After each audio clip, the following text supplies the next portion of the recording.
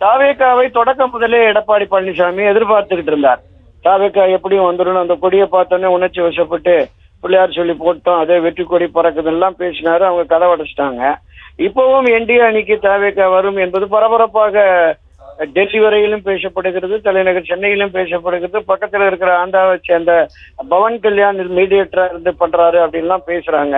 So அவங்க இது எந்த அளவுக்கு அது உறுதிப்பாட்டோடு இந்த அணியில் அவர்கள் இணைவார்கள் என்று தெரியவில்லை.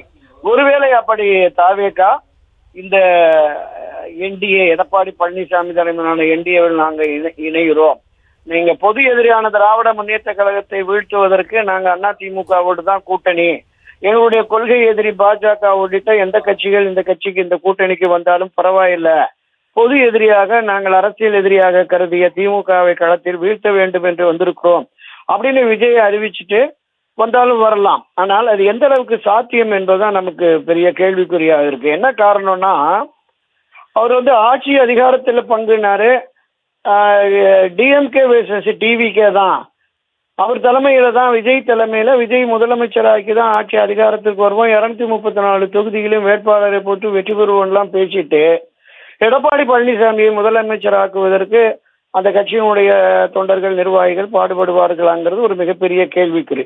இன்னொன்று, கூட்டணி ஆட்சிக்கு எடப்பாடி ஒப்புக்கொள்வாரா அப்படிங்கிறது நமக்கு ஒரு பெரிய சந்தேகமாக இருக்கிறது. எனவே இந்த 2026 தேர்தல் என்பது எல்லா அரசியல் கட்சிகளுக்குமே ஒரு மிகப்பெரிய சவாலாக இருக்கிறது அப்படின்னு நம்ம பார்த்தோம்.